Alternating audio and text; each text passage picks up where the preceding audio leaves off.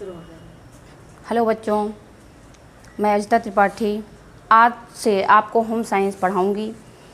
आज इसके पहले जो मैम पढ़ाती थी वो आपको लेसन 2 पढ़ा कर गई थी और आज से आपको लेसन 3 पढ़ाऊंगी जिसका नाम है गृह कार्य व्यवस्था। गृह कार्य व्यवस्था मतलब होम वर्क मैनेजमेंट। गृह कार्य व्यवस्था क्या है? बच्चों, घर में बहुत से कार्य होते हैं और वो सारे कार्य लगभग गृहिणी पर ही निर्भर होते हैं और किसी भी कार्य को रोका नहीं जा सकता। सारे कार्यों को होना अत्यंत आवश्यक होता है और इसके लिए गृहिणी को पहले से ही योजना बना लेनी चाहिए कि मुझे कौन से कार्य किस टाइम और किस तरीके से करने होते हैं। और घर के कार्यों की यही योजनाबद्ध तरीके से कार्यकुशलता, उस कार्य को पूरा करना गृह कार्य व्यवस्था कहलाता है। अब ऐसा आवश्यक नहीं है कि वो सारे कार्य गृहिणी ही करे, वो अपने साथ अपने पारिवारिक सदस्य, परिवारिकजनों को भी लगा सकती है। जो भी काम करने लायक हैं बच्चे या और अन्य कोई सदस्य है जो उसके लायक कार्य हो, आप उसको बांट सकती हैं कामों में। आपके ऊपर बोझा कम हो जाएगा और काम सही टाइम पर सही तरीके से पूरा भी हो जाएगा। तो आज आपका चैप्टर है गृह कार्य व्यवस्था। बच्चों, घर के कार्यों को योजनाबद्ध तरीके से पूरा करना ही गृह कार्य व्यवस्था कहलाता है। अब गृह कार्य व्यवस्था के अंतर्गत हमें किन किन बातों का ध्यान रखना चाहिए? सबसे पहली चीज़ तो हमें कौन कौन से कार्य अगले दिन करने हैं, हमें वो पहले से ही उसका नियोजन कर लेना चाहिए कि कल हमको क्या क्या करना है और क्या करना है, किस टाइम करना है, किस समय पर करना है और उसका सबसे पहले कौन सा कार्य करना है और सबसे बाद में कौन सा कार्य करना है। यानी जो आवश्यक कार्य हों, जो कार्य जल्दी करने वाले हों उन्हें पहले करेंगे और जो कार्य बाद में किए जा सकते हैं उनको हम बाद में करेंगे। यानी स्कूल जाने वाले बच्चे हों, ऑफिस जाने वाले लोग हों, वो उनको लेट ना हो, आप उस तरह से कार्य करेंगी कि आपका सारा कार्य सही टाइम पर हो भी जाए और आपको थोड़ा समय विश्राम के लिए भी मिल जाए। आप अन्य कोई अपना मनोरंजन के लिए कोई कार्य करना चाहती हैं, टीवी देखना चाहती हैं या अपना कोई कार्य करना चाहती हैं तो आपको उसके लिए पर्याप्त समय मिल जाए। आपका जो अतिरिक्त समय होगा उसमें आप अपने परिवार के लिए, अपने लिए, उसकी उन्नति के लिए कुछ एक्स्ट्रा कर पाएंगी। कार्य प्रक्रिया आपसे बताया कि जो कार्य करने हैं वो योजनाबद्ध तरीके से होने चाहिए। यानी आपके दिमाग में ये पहले से होना चाहिए कि हमको कौन सा कार्य पहले करना है और कौन सा बाद में। अब इसके लिए आपको सबसे पहले योजना बनानी पड़ेगी। योजना कि हमको क्या क्या बनाना है, कौन सा काम पहले करना है और कौन सा बाद में करना है। उसके लिए नियंत्रण, दूसरा जो प्रोसेस है वो है नियंत्रण। यानी आपने जो सोचा है, जो पहले से सोच कर रखा है, उसी के अनुसार आपको काम करना है। थोड़ा भी इधर उधर हो जाए तो चलेगा, लेकिन कोशिश ये कीजिए कि आपने जो काम पहले सोचा है आप उसे पहले कीजिए और जो काम आपने बाद में सोचा है उसे आप बाद में कीजिए। अब कामों को, अब ऐसा नहीं है कि आप डेली के डेली वही प्रोसेस आप अपनाएंगी। यानी कि बहुत से ऐसे कार्य होते हैं जो हमें रोज़ करने पड़ते हैं, जैसे झाड़ू, पोछा, बर्तन और रसोई की सफाई।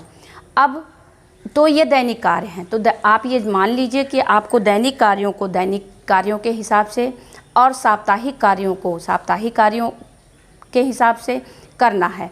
और कुछ कार्य ऐसे होते हैं जो महीने भर में एक बार होते हैं, वो मासिक कार्य होते हैं। कुछ कार्य ऐसे होते हैं जो वर्ष भर में एक बार होते हैं, उन्हें आप वर्ष भर में ही एक बार करती हैं। आप ऐसा ना करिए कि जो कार्य महीने भर में होता है उसे आप हर हफ्ते ही करने की कोशिश करेंगी। इसमें आप स्वयं भी परेशान होंगी और आपके घर के सदस्य भी परेशान होंगे। तो आप कार्यों को पहले बांट लीजिए, दैनिक कार्य, मासिक कार्य, साप्ताहिक कार्य और वार्षिक कार्य। इस हिसाब से आप कार्यों को जब बांट लेंगी तो आपको पता रहेगा कि हमें महीने भर में क्या करना है।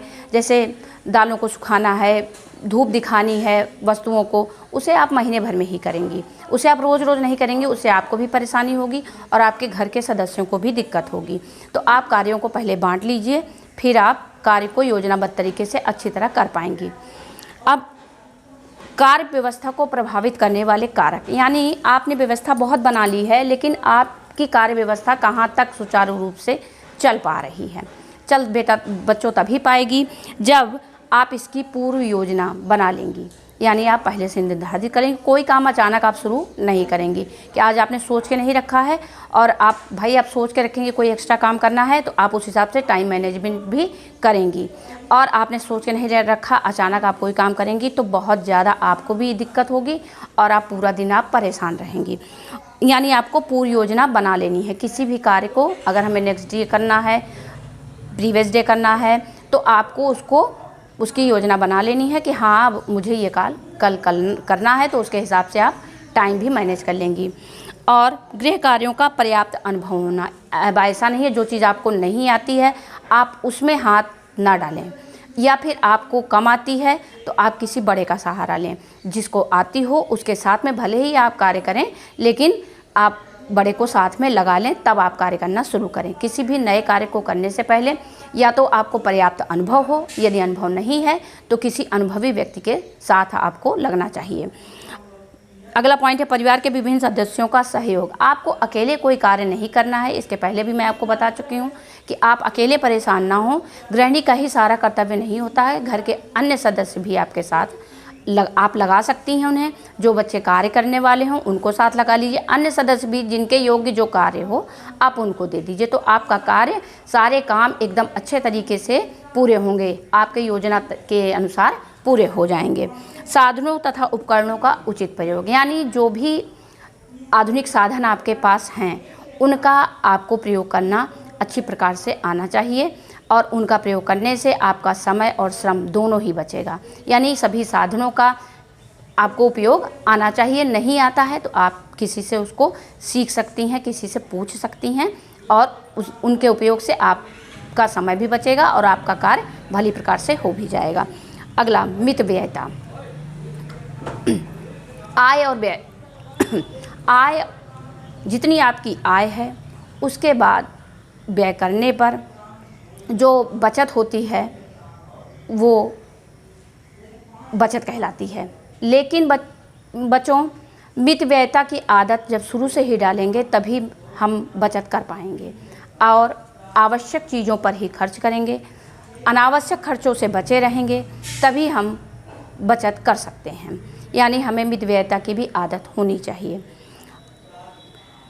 और अगला है गृहिणी की निर्णय शक्ति। गृहिणी की निर्णय शक्ति यानी आपने जो निर्णय लिया है, अगर आपको जो आपने सोचा कि कल मुझे ये करना है और इस तरीके से करना है, अगर आपका कार्य सही तरीके से हो गया है तब तो आप उसी को अगली बार जब उस कार्य को करेंगी तो आप उसी तरह से उसको पूरा कर सकती हैं। लेकिन यदि आपको आपके काम में कहीं दिक्कत आई है, कुछ त्रुटियां आपको मिली हैं, कुछ आपसे गलती हो गई है, तो फिर आप उस कार्य को जो त्रुटियां हुई हैं आप नेक्स्ट टाइम वो त्रुटियां ना करें, वो गलतियां आपसे दोबारा ना हो, आप ऐसी कोशिश करें।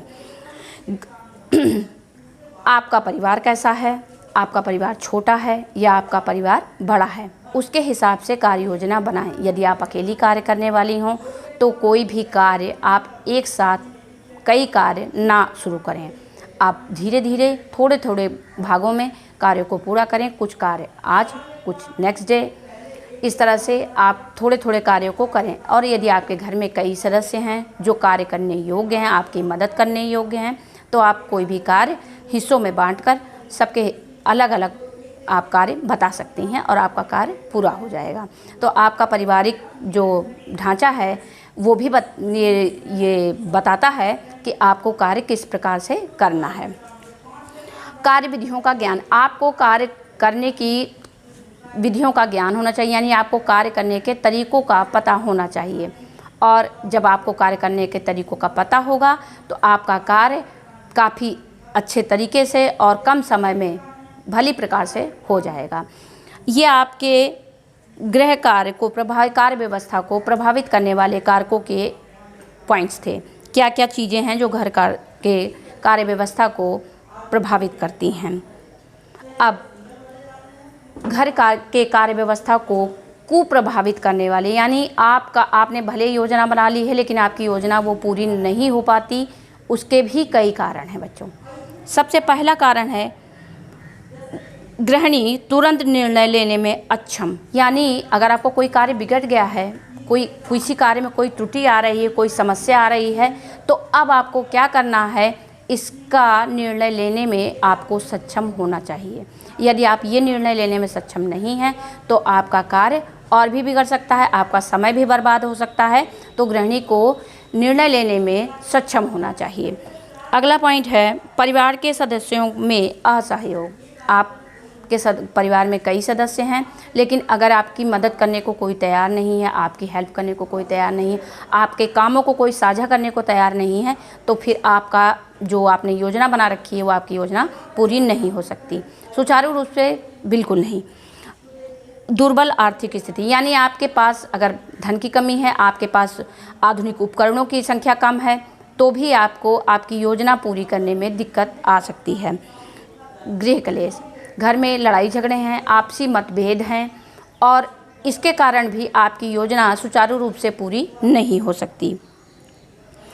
नवीन उपकरणों की जानकारी का अभाव, यदि आपको नए उपकरणों की जानकारी नहीं है तो भले ही आपके पास कितने भी आधुनिक उपकरण हों, आपको उन्हें चलाना नहीं आता तो आप उससे कार्य नहीं ले सकती। आप उससे हो सकता है आप उससे कार्य लेते समय आपका और ज़्यादा समय नष्ट हो जाए। तो इसलिए आपके यहाँ यदि कोई नया उपकरण आता है तो आप उसको अतिशीघ्र सीखने की कोशिश करें और उनका उपयोग भली प्रकार से करना सीखें। और अगर ऐसा नहीं है कि आपको आधुनिक उपकरणों की जानकारी नहीं है तो आपकी योजना पूरी होने में दिक्कतें होंगी। कार्य व्यवस्था के साधन, यानी आपने जो योजना बनाई है कि घर का कार्य मुझे कैसे करना है, उसको पूरे करने के लिए कौन कौन से साधन होते हैं। सबसे पहला भौतिक साधन या अमानवीय साधन और दूसरा है मानवीय साधन। अमानवीय साधन में धन, विभिन्न भौतिक पदार्थ में उपकरण, भौतिक उपकरण और धन की सहायता से हम आधुनिक उपकरण ले सकते हैं। अन्य हमें अपने घर के कार्यों को शीघ्र समाप्त करने के लिए जितने भी प्रकार के उपकरणों की आवश्यकता होती है, यदि हमारे पास धन होगा हम बच्चों तभी खरीद सकते हैं। तो धन के अभाव में भी हमारी गृह कार्य व्यवस्था सुचारू रूप से नहीं चल सकती। अगला पॉइंट है विभिन्न भौतिक पदार्थ। विभिन्न भौतिक पदार्थ में उपकरण हैं, आधुनिक उपकरण जिन्हें हम घर के कार्यों को सुचारू रूप से समाप्त करने में इनकी मदद ले सकते हैं। और सार्वजनिक सुविधाएं, यानी हमारे पास जो सार्वजनिक सुविधाएं हैं यदि उनका भी अभाव है तो भी हमारा कार्य सुचारू रूप से नहीं चल सकता। बच्चों, आप इस चैप्टर में बस इतना ही आज पढ़ाऊंगी और आपको ये सारे पॉइंट्स जो भी आपको गृह कार्य व्यवस्था, इसके गृह कार्य व्यवस्था का क्या अर्थ है, गृह कार्य व्यवस्था को कितने भागों में हम बांट के तब कार्य को पूरा करें, या गृह कार्य व्यवस्था को प्रभावित करने वाले कारक और कुप्रभावित करने वाले कारक, ये सारे चीज़ें आप अपनी बुक से अच्छी तरह से पढ़ लेंगी। अब आपको आगे मैं कल बताऊंगी।